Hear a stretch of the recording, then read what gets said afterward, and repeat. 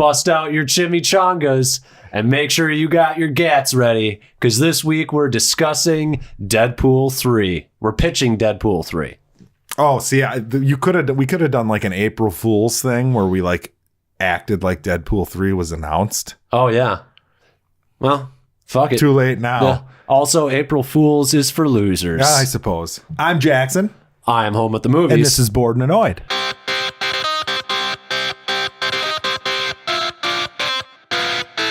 Bored and Annoyed. All right, so we're going to do our standard movie news first. Yes. So, Dumbo. What a lovable fat fuck he is.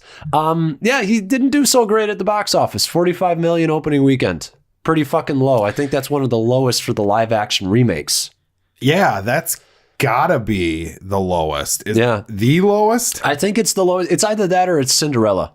So I'm not surprised. That's pretty Oh yeah, I fucking suppose low. Cinderella didn't have much like heat behind it, huh? No, it didn't. But it didn't cost anywhere near as much as making a CGI fucking elephant for an entire film. Right. So, yeah. Is that shocking to you as the person who saw this? No, it's not. Yeah, I thought the marketing was pretty weak. I think a lot of people felt kind of like how we did. Kind of almost like if you had to see it because you have children, you probably were dreading it. I think you killed your movie by having Tim Burton be the director, personally. Oh, snap. He's got his shtick and his people that like him, but a lot of people are just like, oh, it's Tim Burton. Yeah. Like, you know what I mean? At this point, yes, yeah. It's not 1995 anymore. Right. I don't think he was the right choice, but we'll get into that because I did see it. Right. Well, I also think that Dumbo doesn't have anywhere near any kind of following, and the marketing didn't do it any favors. It's got those like tried and true Dumbo people that like think it's the best Disney movie. And shit. Yeah. Those racist crows in the first one. Yeah. Sure make it a great film. Yeah, we'll get into that too. Okay. Because those characters are kind of missing from this movie, not to sound like an asshole or anything, but like you don't have they're kind of fun characters if you watch Dumbo. I mean, they're like cartoony animal characters. You heard it here first, people. Racist Jackson at it again. Continue. We'll be fine. Pat on the black. That was one of our that's on the highlight reel for the podcast. When we do our clip show, that'll be one of them. So Mark Hamill is going to be the voice of Chucky. Yeah, saw this. Yeah, so as the resident Chucky fan. I mean, okay. Am I a Chucky shill? Yeah. I mean, I enjoy my Chucky, but I'm not like I've seen them all. Okay. Sure. Mm-hmm. I think that what's his name is great as Chucky. Yeah. But what do I think of this? Yeah. I guess if you have to change the voice, fine. Mm-hmm. But I'm not happy about Brad Dourif not voicing Chucky anymore. So no matter who you chose, I was going to be like, oh, well, it's not Chucky. It's like you could get fucking Russell Crowe to play Freddy Krueger. And I'd be like, he's my favorite actor, but he's not Robert Englund playing Freddy Krueger. So go fuck yourselves. Right. I do feel like I'm of two minds on this, which is, so Mark Hamill is great at voice acting. He is. His Joker is legendary. Probably some people would say the definitive Joker. My problem is that maybe he's going to veer a little too much into that. Oh, really? You think that he'll be like basically Joker inside of Chucky as far as the voice is concerned? That would be my concern. Would it work? Oh, absolutely. I think it would work for absolutely. I mean, Chucky basically almost is the Joker, just in a little doll. True. Yeah, so, he's got his quips and he's more Riddler. Yeah, he's a little bit more sadistic too. Yes. Okay. Well, Joker. Yes, it depends on which Joker. Depends on which Joker. We're talking. Yeah. I don't know if this is in your news bit, but did you see that Joker poster that they released? Yeah, I did. That's pretty fantastic. There we go. Let's go. Talk about a segue. I can't fucking wait. It's going to be so good. It's going to be so good. Mark Maron actually had some comments on it because he's in that movie. He's in it. That's right. And he said it's basically a dissection of a mentally ill person that actually turns into the Joker. That's kind of like the pitch. So I kind of like, I feel like we need some movies that deal with mental illness. Of course, making the mentally ill look like they turn into a killer clown, maybe not the best representation, whatever. But it's going to be good. Well, and here we go. This is Zack Snyder. Here's a test for Zack Snyder. It's because everybody hated Zack Snyder's movies because they just don't get it. Right. Wake up to the real world, man. People are fucked up, man. There's nobody who's good. This drops 95% on Rotten Tomatoes. Everybody likes this movie. What does he have to say? Oh, man. Because it's not going to be like a light fucking superhero movie. It's going to be a goddamn... Like, see? Vindicated. And you're like... Yeah. I mean, I just tell him to shut the fuck up because it's like, dude, other people can do it because they understand how to do dark and gritty. You don't. It's amazing to think that the Joker from Suicide Squad is a thing that exists. Well, speaking of that, apparently we've got footage of Jared Leto on the set of Birds of Prey. Okay, so he's still a thing. I guess he's still a thing. I mean, there's DC. What are you doing? I know, yeah, right. I don't understand what's going on here. You've got actors changing for characters in movies. You're telling us that like sequels aren't really sequels because now it's like not a shared universe anymore. I don't know what the fuck is happening. Like, are you recasting Superman because whoever the new Superman is wearing the same suit at the end of spoilers Shazam? Also, as he did. Also, he doesn't fit in that suit very well. He's nowhere near as swole as Cavill. I don't understand what's happening. Nobody understands what's happening. DC doesn't understand what's happening. Now, I don't know if Jared Leto actually is on set for this, or it could just be like a body double because people are saying that this is the breakup scene of Harley Quinn, and Joker. So maybe it's that, and maybe it's like a cameo, and he's just out, and we're done. Maybe. Just pretend he never happened. I would like that. Yeah. And you know what's hilarious too is that he like did his method acting for this. Like this was a huge deal for him. Yeah. He was so into his role. Yeah, condoms. Yeah, he went all out. What's his name from There Will Be Blood for this? Daniel Day-Lewis. Yeah, he went full Daniel Day-Lewis to play this epic performance that everyone thought was bad. You're not Daniel Day-Lewis 30 Seconds to Mars, okay? Yeah, it's true. 30 Seconds to Shit is more like it. Daniel Day-Lewis should play the Joker. Too bad he's retired. Daniel Day-Lewis would be the best. He actually was kind of a comic book villain type in Gangs of New York. Yeah. Oh, God. He was so good at it. I loved his performance in that movie. But, I mean, saying you loved the Daniel Day-Lewis performance is like saying there's air. It's a fact. Yep. Cillian Murphy, is that, or Cillian Murphy? Cillian, I believe. Cillian? I call him Cillian. Yeah, Scarecrow from Batman Begins. He has joined John Krasinski's A Quiet Place 2. All right. Pretty stoked about this. I think he's a great actor. He's very good. Big fan. Yeah, so kind of funny. I think he might be the first person in the cast to be announced, even before Emily Blunt, because she's still in talks. Oh yeah, they're still having their bedtime chats. Yep. Emily, please be in my movie. Dear, please be in my movie. You're no Pam and Jim, Emily and John. Oh, jeez. I'm just kidding. I love you both. There is a picture out there with Emily Blunt like visiting the set, and the what's her name, Jenna Fisher's like in the background, like mean mugging them. Really? Yeah. And I it's clearly just like a perfect timed shot. Right. Yeah. It doesn't mean anything, but it is funny. It is good. Yeah. Do you know Jenna Fisher actually dated think it was James married. Gunn? Yeah, married. Yeah. And apparently they're still like friendly and they like each other. Amazing. It's pretty crazy. I find that shit impressive. What I don't find impressive is Steven Spielberg saying something stupid. What did he say this time? So he said that streaming movies should not be considered for awards. They're not real movies. Yep. What? I don't get it. It needs to be in the theater. And he even has a problem with like, and this is what they need to do apparently in order to get like the awards nominations or whatever. But like Roma had like a week-long engagement. Yep. I don't even see why you need that. It's a week-long engagement in certain theaters in the like LA area.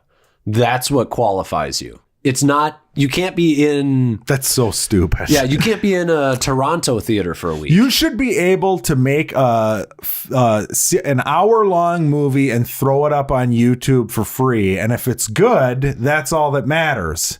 There shouldn't be any qualification other than, is it good? Yeah, it's one of the dumbest things. It's probably the dumbest thing that Steven Spielberg's ever said.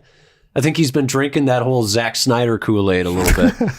Well, he's just bitter and pissy because his way is dying, right? I think that, I mean, yeah, you do see that with directors. You see like a certain amount of fear with like, say, like Christopher Nolan, the idea of like digital over film. Oh, he hates digital. Yeah, like, that's and right. it's like, that's fine. And yeah, film actually more often than not does look better, but it's the ease of taking down the barriers to production. That's kind of the idea. Well, I'm sorry too. You can make all these like 70 millimeter fucking, film stock movies, but there aren't places like, we don't have a place that'll show that. Right. You know what I'm saying? Like, it's a dying thing. You can, and it's not like digital's that much worse at this point. No. So it's easier to work with. Yep. It's happening. Whatever. Yeah, it is. It's just kind of old men clinging to their old ways. Yeah, old white men. I didn't say it. As the lefty, I didn't say it. Spike Lee would never say this shit. That's true. He would just want to leave after being trashed.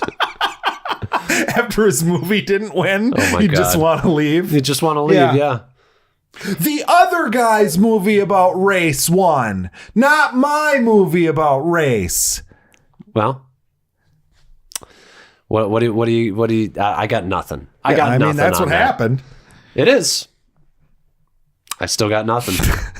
Continue. I'm done. I think that's it. Oh, last piece of news. Breaking news today. Oh, the Avengers tickets went on sale. Okay. Broke the Force Awakens 24-hour record for tickets sold in 6 hours. That's insane. That's fucking nuts. This is crazy. That is crazy. How much money is he going to make?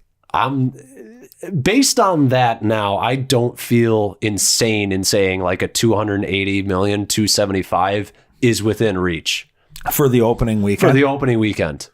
And I think 2 billion, because now they're saying, okay, so China has like, okay, on Infinity War, which has the biggest like global opening weekend at like 640 opening weekend. Okay. China was released like a week later. So China wasn't included in that, and that opened to like 180 in China. Okay. So we're looking at this movie, if it does, and I think it's going to do more, as well as China, or as well as Infinity War, it's going to do 820 million opening weekend. You're not factoring in the legs that Shazam is going to have. It's really going to put a dent in this number. It's just going to grow. Yeah, it's going to be a real race to the top. That C+ B- superhero movie is just for kicks. I'm pulling up the seating chart at our local IMAX here. I just want to see. Let's see. I'm going to the 7 p.m. show on Friday. That's a pretty primo time to see it. Come and see him, guys. Yeah. I'll be there on Thursday night at 6 There's p.m. a lot of IMAXs they'll have to guess. Oh, yeah. So it's filling up. Yeah. It's filling up. I'm really fucking pumped. I'm unbelievably pumped. I'm nervous, though, because it's 3 hours long, and I will not take a piss break, no matter how my penis could be about to explode, and I will not piss. I am basically going to have the biggest lunch and just not eat anything until the movie's done. Just eat a whole loaf of bread before you go into the theater with no water. Yeah, exactly. Just have it. I'll be so dehydrated by the end of the movie.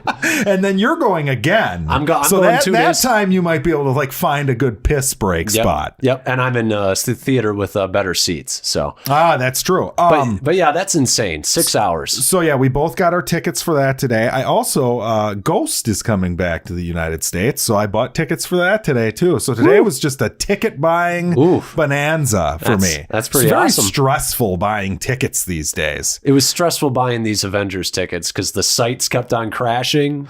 At least you knew that, like, everyone else is having problems too. So if you're on top of it, like I had my Atom tickets up, my Fandango up, and then I had the actual theater website up, and I'm like reloading pages. And I know like when this happens, I'm in, you know? So it almost helps you. I was the second person to buy tickets for the Avengers movie today. During my for the screening that I'm seeing, which is the first IMAX screening. By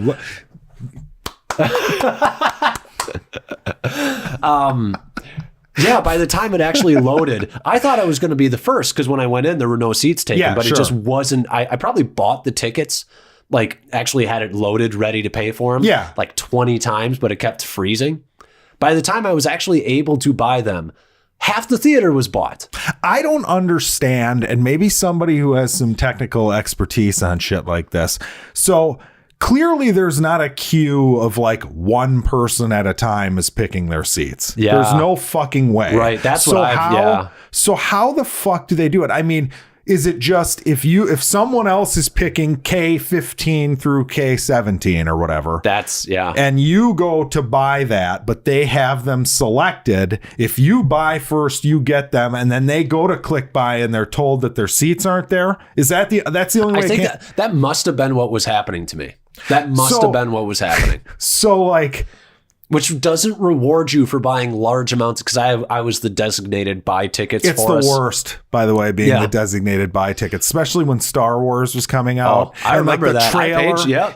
The trail, like, halftime of the Monday Night Football game, like blah blah blah blah blah. I have 10 people that needed tickets. It's like, all right, guys. Well, if the limit's 9. Sorry. Someone's fucked, and it's not me. How fitting was it that was like the last movie that we went and waited in line for? That was the last one I went and waited in line for. Oh, yeah, it was Force Awakens. Yeah. And you know what? Good seats. Good seats. You were given there's a benefit to being early. You can't show up after the trailers are over and fucking distract people. You know what? Simpler time. I mean, would I trade it? Probably not. But, you know, I get it. I kind of miss it. Well, like, okay, we got to get there early. It made it an event. We got to get there early. We're going to kick it in line and get all stoked to go into the movie. You know? So there's something that actually made me think about this, which is the idea of playing trailers before movies now. It was like entertainment while you waited for the movie to start. But now that you don't have to show up and people are showing up 10, 15 minutes late because of the trailers playing, it's almost eliminated the desire or the need for these theaters to, because if you're interested in, now I say that as a movie buff and I see these trailers all the time. That's the problem, is that we see the same trailers 80 fucking times because we go constantly. Right. But since most people are just missing the trailers anyways, there's almost no point in showing trailers. Now, I don't want them to go away, but maybe they will, or maybe they'll lessen over the years. Because there's no waiting in line. There's no need to be early. So, we'll see. It is true. Bunch of old white guys. That is what we're talking about, by the way. I don't know if we made this. Holding on to our fucking old ways. I don't know if we made this clear, but we're talking about the change from buying general admission tickets versus selecting seats. Yeah, you know, that's a whole bucket of worms you could open on that one. I think there's benefits to not picking seats. There is, but the benefit of not having to show up 3 hours early to Lord of the Rings. I mean, that's like, between that and the movie, that's like half your day. That's true. But it's an event. It's like a thing. It is an event. You know, like it doesn't feel like that so much anymore.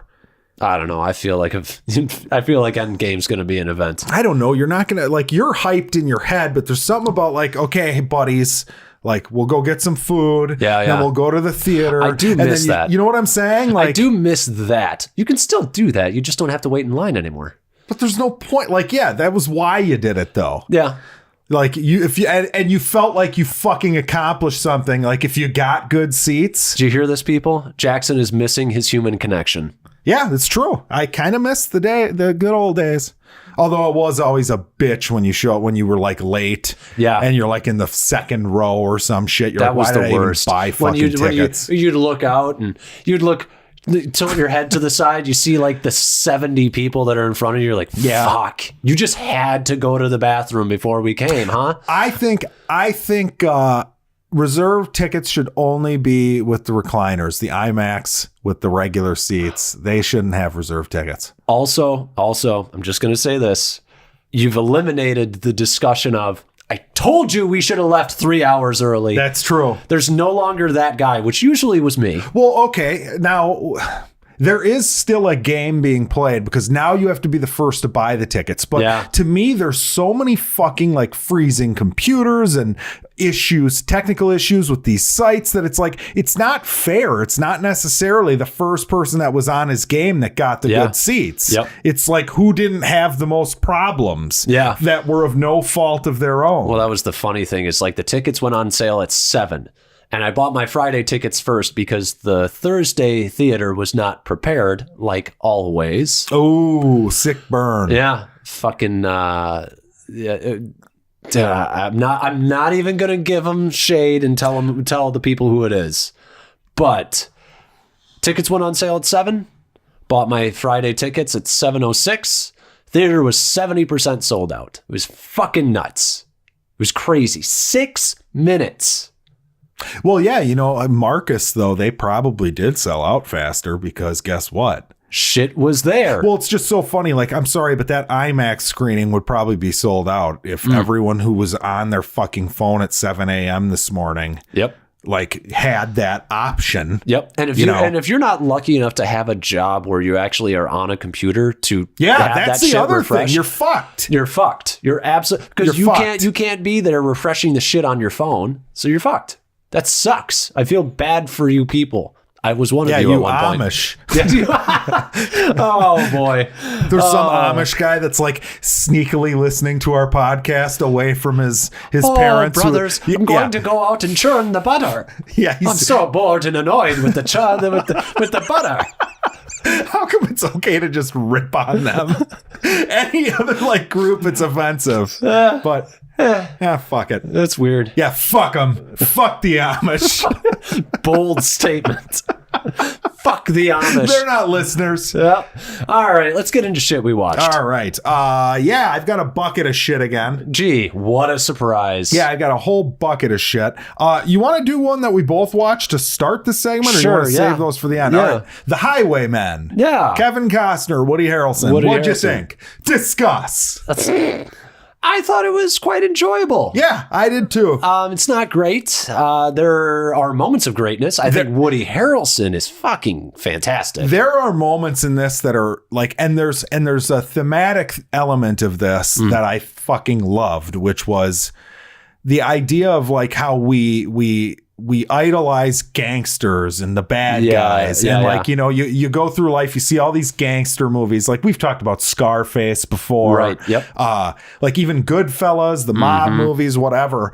And you're always kind of seeing it from their point of view. And they're your protagonists. They're the ones you're followed, that you're interested in or whatever. And not only does this movie flip it in such a way where it's like you're following the cops who are after Bonnie and Clyde. Yeah. But it also it's a commentary on that, because all these they have to deal with all the people in the movie who are that way, who are like running up, like wanting to meet Bonnie and Clyde, and they want them to fucking succeed over the cops and whatever. Yeah. And it's like the cops are just doing their jobs, like. And they have good motivation for doing what they're doing because they're trying to save innocent people from being killed. Now, more often than not, it was a cop being killed. Yes. It was. But that's still a human being, which is, I think, an important thing for people to be reminded of in this day and age. Right. Yeah. So, yeah, that was important. Kevin Costner is a little one note. He's still good. Like, he's still like a good actor. He's good at his shtick for sure. Probably the best like voice work he's done in a while, because we all know what happened on Robin Hood. Robin of Locksley. Yeah. Well, that was a better British accent than what he had. But yeah, I thought he was pretty good, but he was a little bit of a one-note character. Some of the writing... we talked about it in one of our reviews this week. I could feel the screenwriter in a couple of the scenes. And so that took me out. There's a moment where his wife says something along the lines of like, I knew who you were when I married you. Yes. And I was like, that is such a movie line. On the nose. It's a bit much. Yeah. Because it's movie shorthand for like, he's such a wild rebel badass. I can't tame him. I'm just the woman, and it's kind of like, okay, it's not inaccurate to the time. I mean, I like the idea that she like isn't going to try and stop him from doing this because she knows that like there's nothing she can say. Right. But yeah, you're right. It's like we got that before that line was spoken. Yeah. I loved I liked quite a bit in this movie. Harrelson is just fantastic, though. The scene where they show up and like Harrelson's waiting for him at the car after Costner gets the guns, which you said was a great scene. Absolutely true. Yeah, it was. But that scene is maybe my favorite scene in the whole movie because of the character dynamic. And the movie really pops quite a bit when those two are on screen together. I was sitting there thinking like, this might not be the best movie, but I'm ready for the next like Kevin Costner, Woody Harrelson road trip team up movie. Yes. I mean, they were a good yin and yang as far as their personalities were concerned. Yep. I really liked it. Yeah. Some of it was a little, I don't want to say stock, but it was a little, I don't know, maybe by the books, but it still was well done. It's not like it was bad. It was just kind of, some of it wasn't as good as other parts. There were parts that were excellent. Like the scene, a couple of the scenes really got me. There's the scene where Kevin Costner, he has a conversation with Clyde's dad. Yeah. Great scene. Yeah. And then there's one where Woody Harrelson kind of has a monologue. This movie has a few monologues. Yeah. And they're good. Like the Kevin Costner with Clyde's father. Yes. Is the scene that almost completely, or not. Yeah. Clyde, right? Yeah. No, but I just don't want to spoil anything. It's I'm not going to spoil anything. I'm just saying details. Yeah. Right. I'm just protecting I'm just going to say it's the scene that almost turned me around on his character from finding him just okay to finding him good or great. Yeah. Didn't quite get there, but it was still a really good scene. And it went a long way for his character. Right, really I would agree. Well, even like when Woody Harrelson has a monologue later in the movie and it's kind of about him and he's kind of just listening. Yeah. Good just stuff. Great. There's good stuff. There's a lot of I cannot speak highly enough about Woody Harrelson. He's fantastic. He's funny. He's heartbreaking. I think, everything that you expect from a good Woody Harrelson performance. He's so good, period. He needs to be in more movies. Yeah. I just fucking love the man. He's great. He is. He was great. You know what else he was great in that like people don't think of him in? And like I didn't like the movies as much as other people did or whatever, was the Hunger Games movies. Yeah, he was fine in those. He's got that like likable fucking personality and look. Like you see him and you're like, oh, I'm glad Woody Harrelson's in this. Yep. Raised the bar for everybody else. Yeah. But what else did you watch? Let's see here. I watched a film called CHUD. CHUD. Which is it was funny because it was the Joe Bob. He has his show back this week where every Friday Joe Bob Briggs, the movie host on Shudder, is going to do 2 movies, and it was CHUD this week was one of them. And I had just seen that like that day that Jay from Red Letter Media had said that CHUD was on.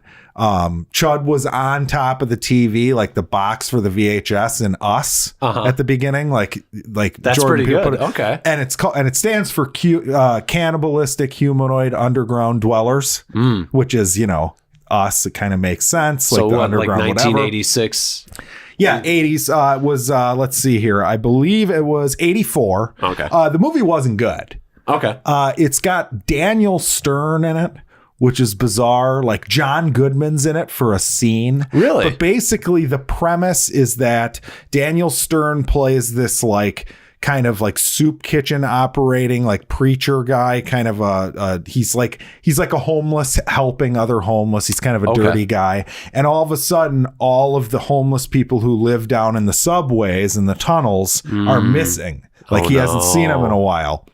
So then it turns into this like what the evil corporations like doing something and whatever, and it creates these cannibalistic humanoid underground dwellers, which are these creatures. Which are these creatures? Well, that's just it, though. It's like you hear that and it sounds like a fun premise. Yes. they're not in it like at all. Oh. Yeah, see? Oh. See? Oh. See? You thought that'd be in the movie, huh? Yeah. That might be one of your better impressions, by the way. Thank you. Sometimes that is better. But no, yeah, it wasn't very good. Keeping with horror, I watched a movie called Blood Feast from 1963. Apparently, it was made from a director who he was kind of an exploitative director. So prior to 63, he kind of made a bunch of like, titty movies and shit. Right. But then that was like, okay, all of a sudden. So like, he's like, okay, on to what else can I shock people with? And he made Blood Feast. Okay. And this is about an Egyptian caterer who is hired by this woman to do the catering for like her daughter's like bachelorette party or birthday party or whatever. Okay. I know you're going to get to it. The second that you said Egyptian caterer, I'm like, okay, this guy's ethnicity has to come into play here. Does it not? I'll be shocked. No, he's like a white guy with his hair dyed gray. Like it looks like somebody took gray silver spray paint and like sprayed his eyebrows and his hair. Okay. For some reason I was like, what is he like try to like sacrifice people to the Sphinx or something? Is that what he's doing? All right. So, okay. Yeah. So basically there's this old legend, and I don't even know if it's real or if they just made it up for the movie. Probably made up. Where basically like there would be a woman who was like sacrificed, and they'd take a bunch of people's body parts and they would use that as like the feast that's served around the sacrificial whatever. So yeah, he's a serial killer who's basically going around killing all these people and taking like a different body part from each one of them. Okay. And it's terrible.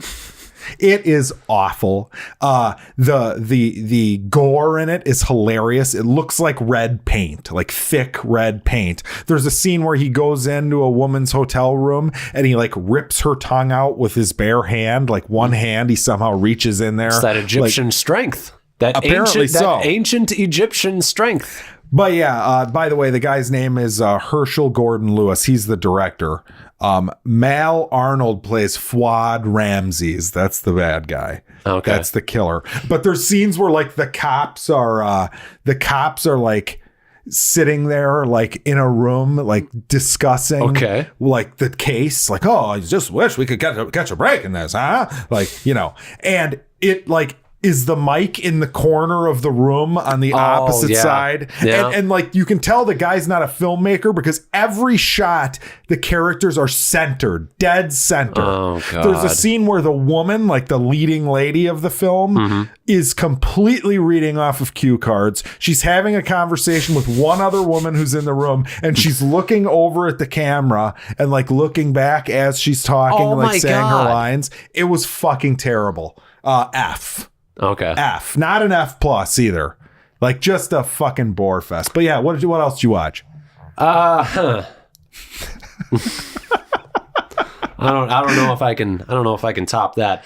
I'm gonna talk about Wild at Heart. Oh yeah, that's right. Nick Cage, Laura Dern. Everybody loves this movie. This movie sucks balls. I've never seen this. Movie, I've been told by multiple people that I need to see this. Why is it so bad? I was shocked that you said it was this bad. It's so over the top. It's like watching a soap opera. Have you ever seen Twin Peaks? I've seen bits and pieces, but no, I can't say that I've seen it. Okay. What's it about? So what's the plot? It's David Lynch. I know this is always it's David a bitch. Lynch. It's such a David Lynch movie. So Nick Cage is dating a like 20-year-old daughter of like a woman who I guess was the daughter of a mobster of some kind, and her mobster father is dead, so only her mother is alive. Okay. And her mom doesn't want Nick Cage to be with her, so she sends a guy after him. He kills the dude. This is not spoilers because this happens in the first minute of the movie. All right. He kills a dude, like smashes his head into the ground. He goes to jail for like 5 years for manslaughter. Comes out, Still seeing Laura Dern. You see so much of Laura Dern's boobs. It's fucking ridiculous. It's funny because I can't help but like think of her now. Yeah. Like, I don't want to see Laura Dern's boobs. You don't want to see them then. Oh, really? They're not that great. They're kind of like driving along. He breaks his parole so that they can be together or whatever. And then the mom like starts sending people after him to kill him and bring her daughter back. And so they're hitmen after them. And it's kind of like a road trip for those two. And it's just god fucking awful. The characters are all cartoon characters. They sound like they're reading off of cue cards, but they're not at least looking at cue cards. Everybody has like just these awful, like Southern Panhandle kind of, just the worst Southern accent you could ever imagine. And it's just horrendous. People say some of the dumbest fucking shit.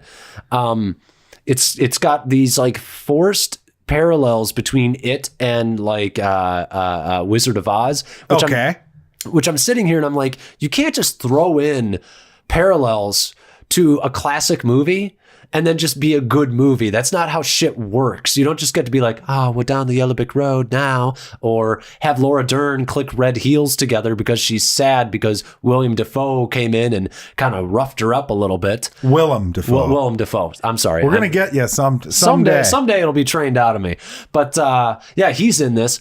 Here's a little tidbit. He's wearing fake teeth. He smiles at one point. His smile is too wide, and you see his real teeth underneath the fake teeth. Underneath the gums of the fake teeth.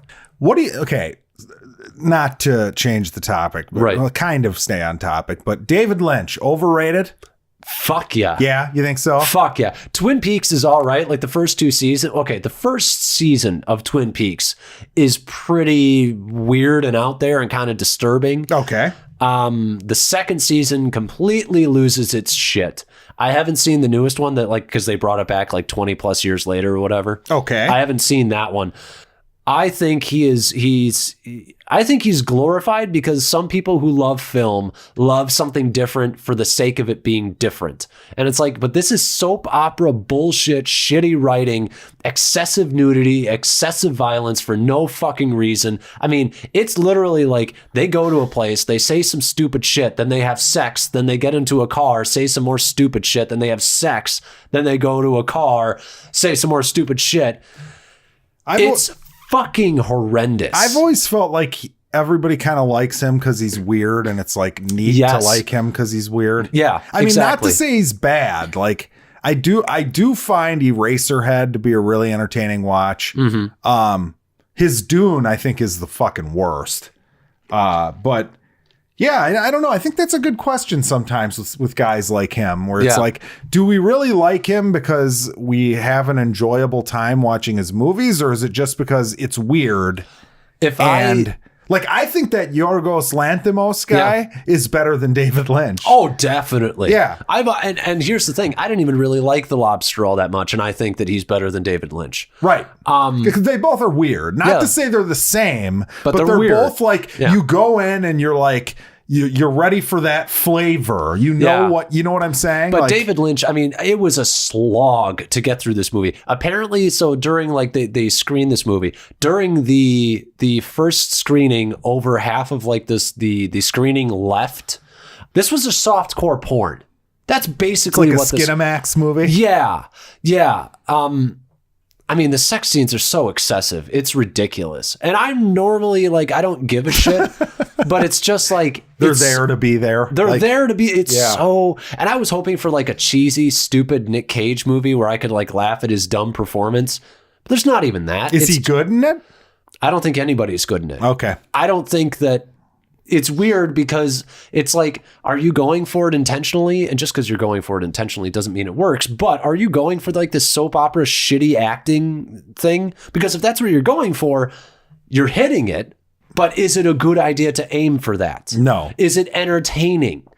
Are you saying something? Or are you... It's fucking garbage. It's an F.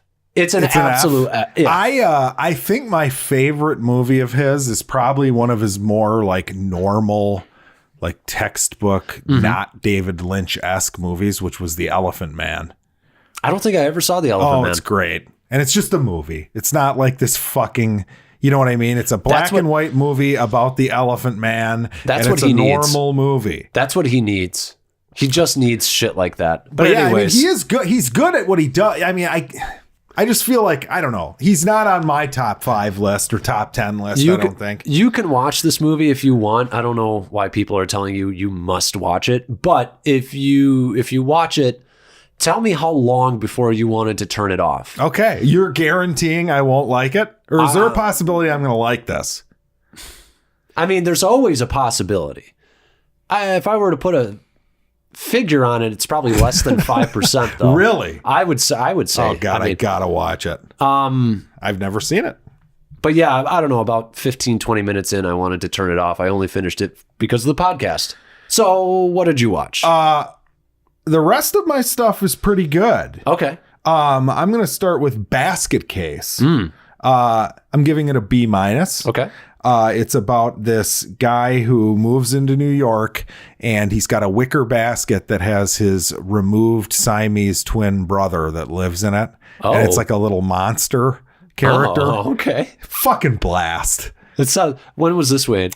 1982. Okay, sounds like a 1982 and it movie. is a blast. Okay. It's just bizarre. Like basically they were forced to be separated when they were kids, and they're going after the doctors who performed the separation. Oh, revenge tale. Yeah, and he like literally carries his brother around everywhere he goes in a little basket, and nobody knows what's in the basket. Do they ever duct tape each other to each other? No. Okay. No, but they used to be able to telepathically speak to each other when they were attached, but now the basket kid can telepathically speak to the brother who's out, but not reverse. Okay.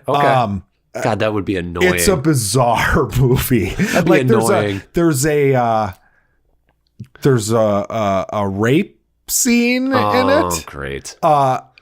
So another but it's not, movie, it's like uncomfortable because it's so weird. Another movie with Jackson where there's rape in it and he just loved it. It was good. The movie was good. But the rape scene, I mean, to be fair, right? It's not realistic. Right. It's like it involves the puppet 80s, you know. Oh. Yes. Oh. Which means it's almost funny. Oh, that's awful.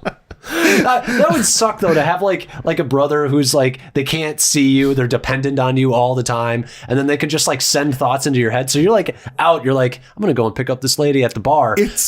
And he's just like, where are you? Yeah, no, I need to go to the bathroom. Happens. Yeah, I need to go to the bathroom. He's not dependent though. He can like get out of the basket. I mean, he's the killer. Oh, he's the monster. killer. Okay. I mean, this is worth a watch. It's hilarious. So I was just picturing like he couldn't move, so like the older brother like throws him at people. He like crawls out of the basket and like, shimmies around and shit. And like there's like stop motion animation that looks just awful. So are they going for disturbing or silliness? Both. Okay. Both. Okay. And they hit on both. Okay. I mean, it's good. And it's got a fun little story. I mean, it's very 80s. You're right. Like he comes into New York and stays at like the cheap hotel, and there's like the characters that live in the different rooms. Like there's a nosy character. There's kind of like a prostitute like character. The guy who runs the hotel is like a grump who's always like, quiet down up there, I love that. I love that character. What else you got? Re-Animator. Oh, that's a classic. Yes, that's actually really fucking good. Yeah. It's Jeffrey Combs, who those of you who grew up in the 90s might remember him from a underrated gem that I really enjoy, The Frighteners with Michael J. Fox. But yeah, he plays this weird like med student guy who comes up with this serum that he can bring people back to life with. Okay. And there's all sorts of visual gags. There's like a character who basically has his head chopped off and is like his head's in like a tray while his body's also moving around and talking. talking and whatever. Yeah, it's just a fun movie. Yeah. What's A minus? A minus, really? A minus, okay. yeah. Okay. And it's just, and that's the thing. It's efficiently made where it's like it's going from scene to scene. You're never not entertained. Is it like a fucking dramatic masterpiece? No, but it's fucking great. It's a fun time. Yeah. What else do you got? Jesus Christ.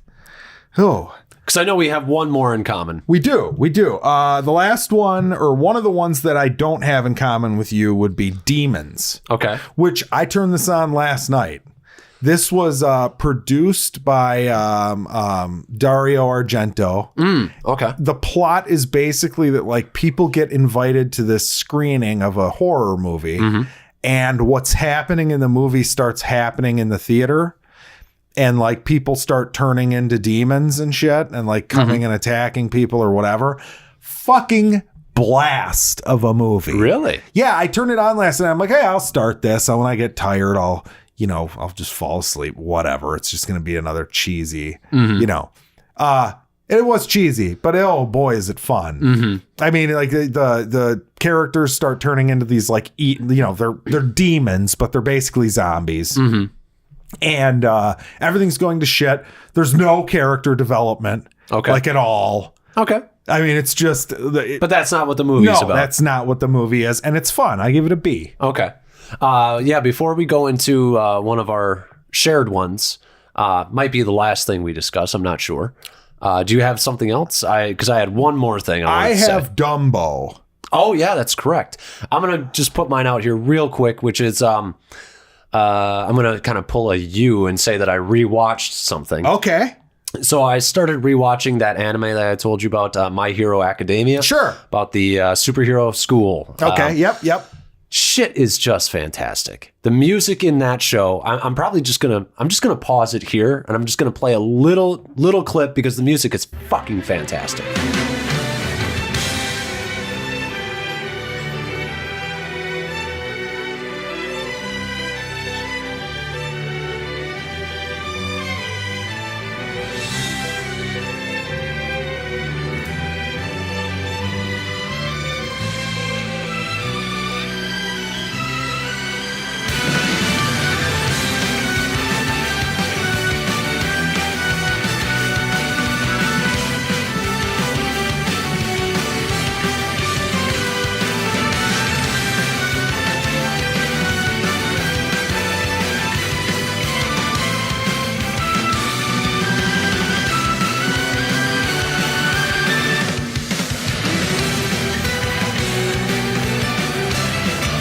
That's just great.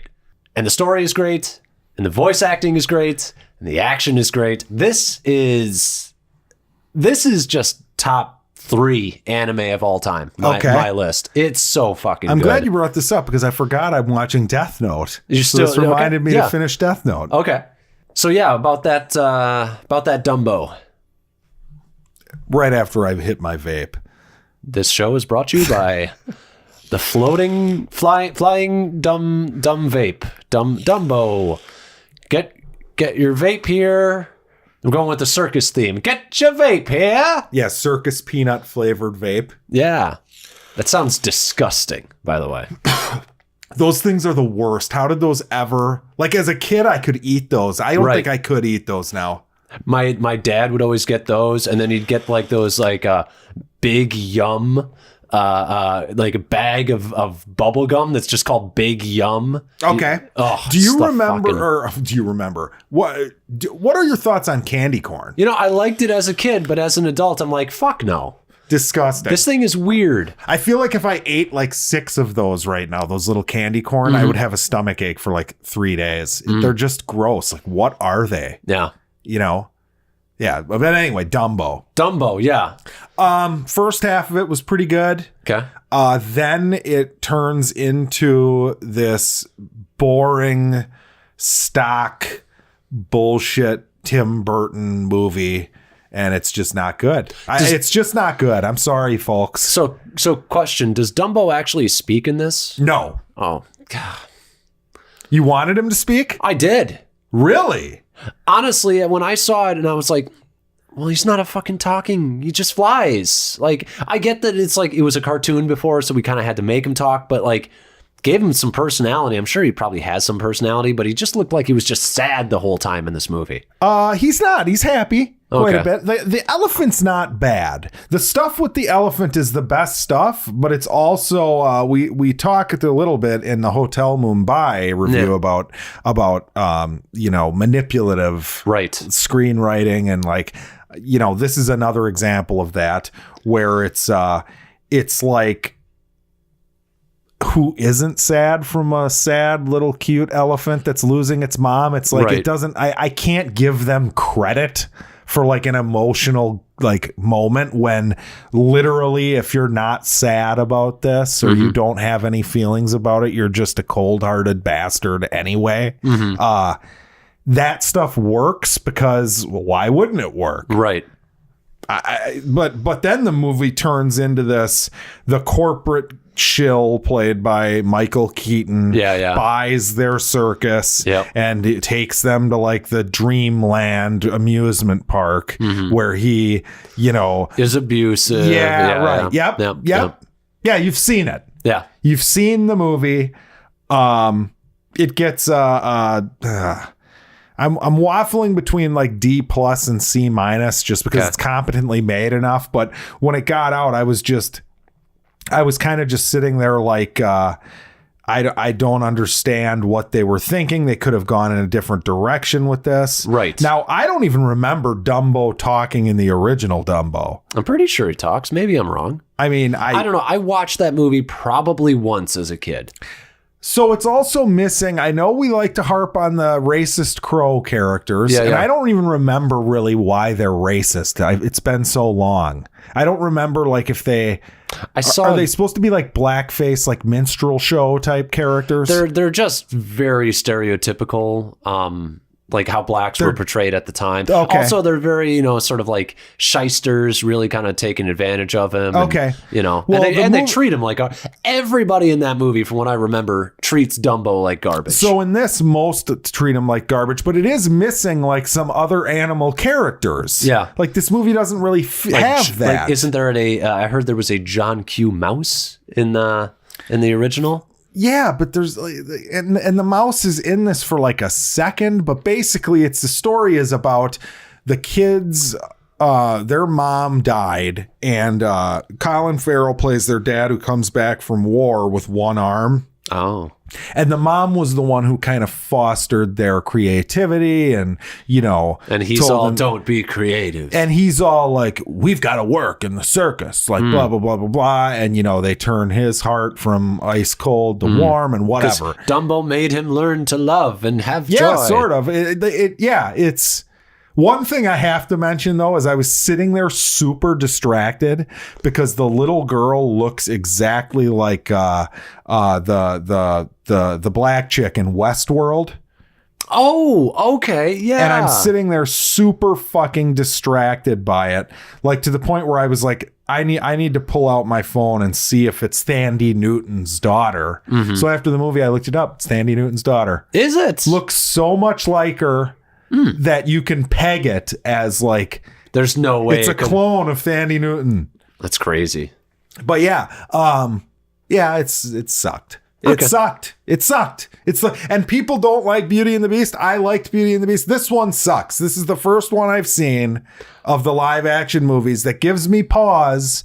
And now I can say, okay, I think Aladdin's going to suck. Now, because before I hadn't earned the right. They hadn't done anything.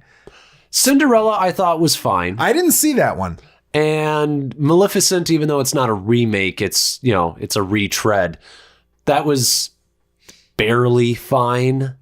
Yeah, for me, it was basically just Beauty and the Beast, which is, to me, not as good as Jungle Book. Jungle Book is their best movie. Which is why Lion King is like it's going to be great. Like, it's just going to be. Yeah. It's just going to be. And it's going to make all the fucking money. All the money that the Avengers doesn't make this month is going to Lion King. Well, Avengers will be basically done by the time that comes out, which is why Disney is just a bunch of fucking greedy geniuses, man. Not greedy, just capitalistic society. But they're greedy. That's fine. Yeah. So glad I didn't see it. I'm glad. It's Tim Burton too. I'm done with him. I'm sorry. I'm sorry. He's not my cup of tea, I guess. Like I said, Big Eyes is good, but it's because he worked his way around being himself. He just... That's not an insult or anything. No. Just don't be like you. Yeah, just do a movie. You fuck. Just do a movie. Right. And don't put fucking Johnny Depp in it or your ex-wife. It's funny. I'm so sick of him that I feel like if I go back and even watch like Edward Scissorhands or something, it's going to bother me. Because I liked it when I was younger, but like I'm done with his style now. And I feel like that carries over to his old stuff where I'm going to watch it and be like, I don't know. I feel like you just don't revisit it until you're in a Tim Burton mood. I think that's the way to do it, because I think he's like the Austin Powers of directors. Now, you can watch Austin Powers, but most of the time you're not in the mood for Austin Powers. And if you're not in the mood for Austin Powers, it can grate on you. You know what's funny is I actually think his Planet of the Apes gets a little bit too much flack. I don't think it's that knew this bad. was coming. Tim Roth is great. Yeah, well, you just love Tim Roth. But yeah, okay. Are we on to the last one? Yeah, sure. So What We Do in the Shadows, the TV series, FX TV Premiered series. this last week. Yep, directed by my boy Taika Waititi. Did he direct the episode? Yes, he did. He did? Yeah. Wow. I didn't know that. Yeah. It's pretty good. I thought it was funny. Yeah, it delivered. It delivered. My worry would be this might be too niche for, I mean, it is sort of like that's what cable is for. It's on a cable network. It gives it hope. Yeah. Well, yeah, because I mean, like, it's one of those things where, like, broadcasting was like the like get as wide of an audience as we possibly can back in the 60s and 70s, but now with cable in the 70s and 80s, narrowcasting being like the thing. So maybe it'll find its audience. I don't know. I thought it was good. I thought the changes were good. Well, it had enough that was the same too. Yes. You know what I mean? Like the characters all kind of fit the archetypes that there were in the movie. And then they added the bald energy vampire. The energy vampire I love that concept. That was the moment where you're like, oh, this isn't going to be just a carbon copy, It really raised the bar for like the whole show, really. Well, and the idea that like you know some energy vampires, and you're like, yeah, I certainly do. Yes, absolutely. Sometimes I feel like one. But yeah, I enjoyed it. Yeah, if you're into comedies, I say everybody check this out. It's on FX Wednesday nights. Set your DVRs. Yep. I don't think that Taika's going to keep directing. Jermaine. No, I don't think so either. Yeah, Jermaine, one of the other vampires, and then Taika, they both wrote and directed or whatever this one. I don't expect them to keep being so heavily involved. Just because Taika's a busy guy. He's got like 2 movies. He's got that Bubbles or Bobo. Which one is Michael Jackson's whatchamacallit? You caught me at a yawn with your question. You're that energy vampire. Yeah. Which one is it? It's Bubbles or I think Bubbles the Chimp. Yeah, Bubbles the Chimp. He's got his claymation Bubbles the Chimp movie. Okay. Coming out. And he's got that, I don't know, that one with Scarlett Johansson. The Nazi one? The Nazi one. Then he's also directing an episode of The Mandalorian. So, I mean, dude's pretty busy, so I don't expect him to be so hands-on. I mean, just so long as he's looking at it and saying, okay, I approve of the tone and everything like that, I'm excited. Exactly, yeah. But good. I'm glad it exists. Yeah, I would 100% agree. Why not? I hope that they bring some of those characters in as guest stars, though. Yes. Although I think the problem with that is you've already kind of created characters that are just like them. So the gag would have to kind of be like, maybe they meet and they don't like the alternate version of themselves. Well, which characters you could bring in are, and he's like my favorite in the show that they did on HBO is the agent. The agent, swearwolves.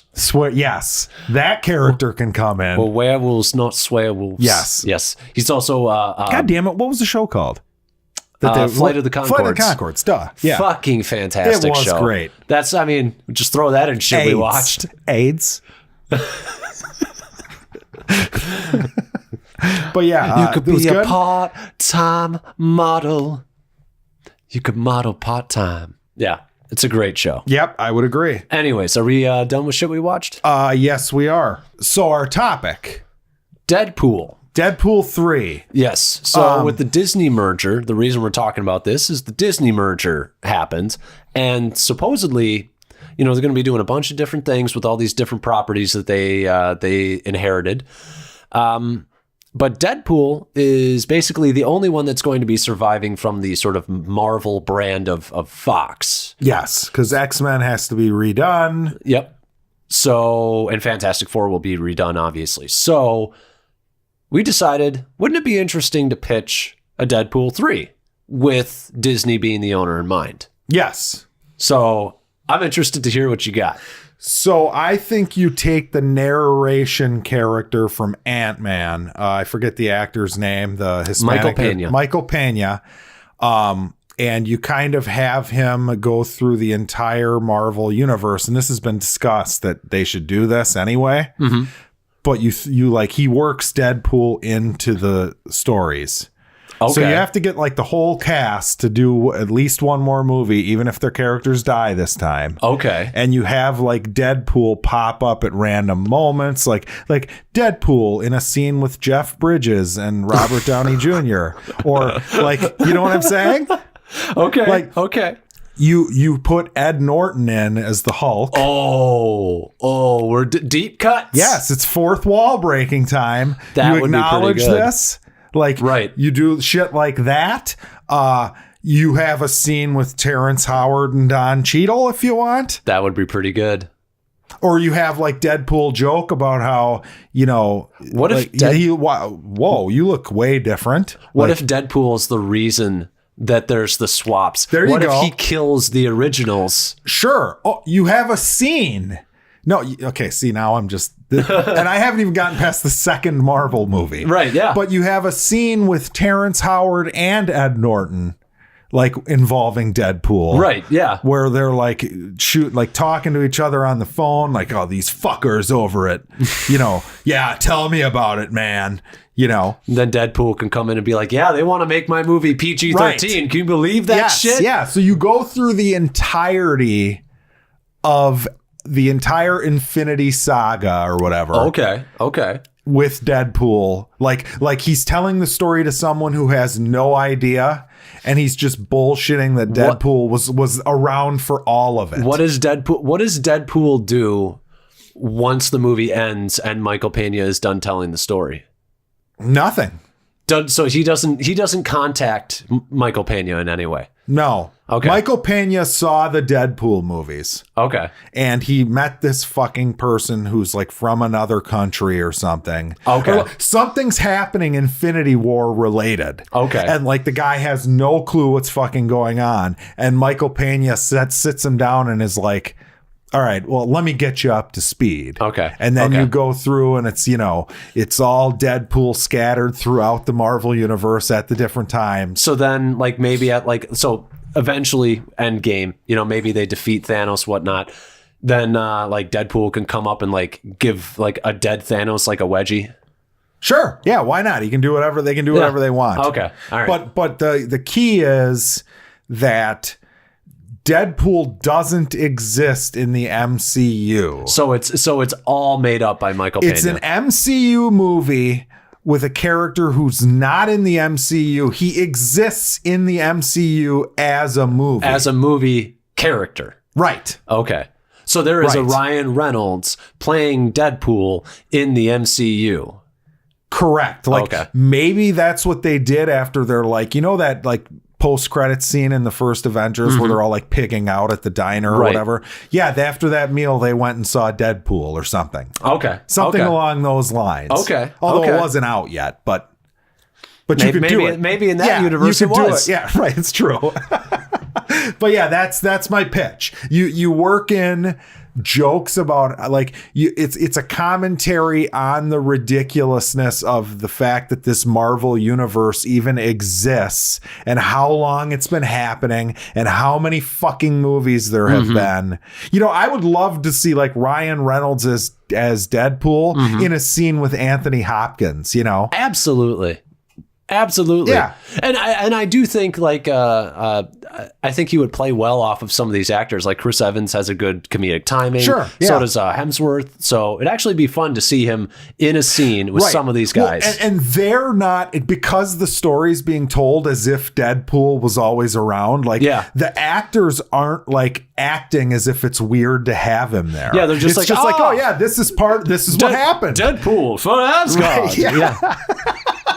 Yeah, that's what you do. That's my pitch. All right. So mine, I'm so glad that yours is completely different. Like we are on completely different wavelengths on this, which is great.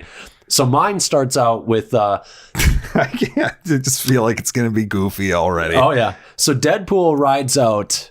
So Disney logo comes. Castle. That little doorway at the bottom. Deadpool is riding a giant chimichanga. Okay. And he's got his guns at his sides, and he's shooting those guns, and out of the guns comes little like Mickey Mouses. And the little Mickey Mouses say, "I'm in charge now, bitch." Okay. Oh, Jesus. And that's the beginning. Deadpool wakes up. It was all a dream. He's freaking out. Vanessa's there. I think that's his girlfriend's name. Yes. And so yeah, he's freaking out, and he's kind of like, that was a really weird fucking dream. It's almost like Disney is like, in charge of my fucking movie now. So they go out into the street, and it's just kind of like, let's go get some ice cream or whatever. So they go out into the street. And then they're all like, oh, it's really fucking dead out here. It's like nobody in the city. It's fucking freaking them out. They're not freaking them out, but they're just kind of like, it's fucking weird. It's weird. Nobody's out. Yeah. Then Vanessa all of a sudden starts disappearing, a la the Snap. Oh, okay. Then, so Deadpool's like, what the fuck's going on here? He's like, all right, I need some backup. He's all alone. You got like the wide shot of like the streets with like the newspapers blowing in the wind. Like standard apocalypse movie. Yeah, sure. He goes to the X Mansion. Nobody's at the X Mansion. Finally, like, starts knocking on the door. The fucking door, like, the whole building falls down because it's just a fucking set. It's a set. It was, yes. Yeah, okay. So now he's running through this wasteland, and it's where we kind of get a little bit of a parallel to Logan, where it's like this post-apocalyptic sort of like deserty. You can be like, oh, I don't know how Hugh Jackman did it for like the whole movie with Mad all Max this style. Yeah, Mad Max style. Yeah. He's getting chased now. He's getting chased by a guy. Now this is a Deadpool like villain named T-Ray. Okay. He says, I'm tweaking his character a little bit. He says that he is the real Wade Wilson. Now, in the comics, he's like this really 90s looking dude. He's got like a Band-Aid over his nose. He's really big. He wears like a crop top shirt. He's gray. He's got like an orange mullet. He is something else. I'm tweaking him just a little. I'm keeping the orange mullet though, but he's going to be kind of like a superhero, like the clean version. He says, I'm the real Wade Wilson, and you are this guy named, like, I forget what he calls him, like Frank or something like that, who actually killed his wife, and so he wants revenge. And he's like, you're not a real hero. I'm a real hero. So now it's kind of like Deadpool is the Man in Black, and this guy is that Deschain Roland Deschain. So chase him through. Eventually, a rift opens up in reality. All of a sudden, Deadpool is thrust into all of the new properties that Disney has now acquired. He shows up in an Alien movie, but it's the Disney version of an Alien movie. Okay. He shows up in Die Hard, but it's the Disney version of Die Hard. And he's like, this is not right. This universe isn't right. He eventually shows up in the Marvel universe. Does he show up in Star Wars? No, he's okay. I have to do that because there's just too much potential there. But it's only you were gonna say post acquisition of Dead. Okay. Yes. He was gonna show up in the other Fox properties, basically. Like the new X-Men, the new Fantastic Deadpool Four. and Star Wars could have been an entire pitch on its own. Yes. Yep.